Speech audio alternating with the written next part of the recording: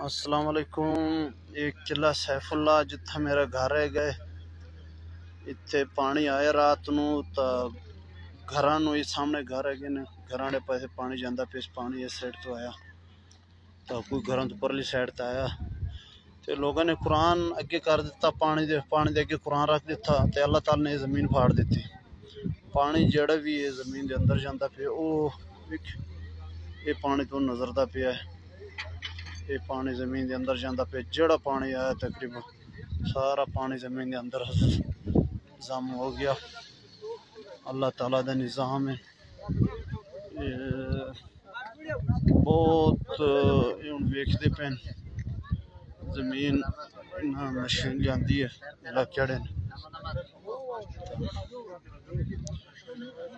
ہن ویکھدے پے کہ کتنا ڈونگا ہے تا اگر تھوڑا ڈونگا ہے تو مڑ بجری ساڑتے نا ایک گھراں دے نال جڑے بند کر دے سیں اگر بہت تھلے گئے تو مڑ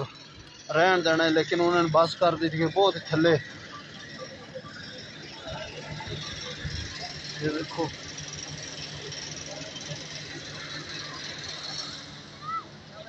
بہت تھلے مشین دے جڑا انہوں پاکٹ ہے وہ تھلے نہیں جاندہ تقریباً شمال جنوب 3-4 کلومیٹر پھٹی ہے تو مڑ شمال جنوب جب مربع دائرے چ پھٹ گئی زمین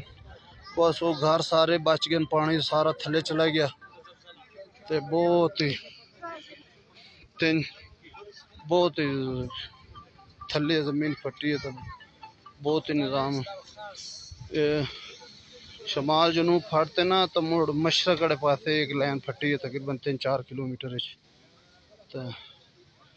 یہ ہے نے بھائی اللہ تعالیٰ دے طاقت ہے گی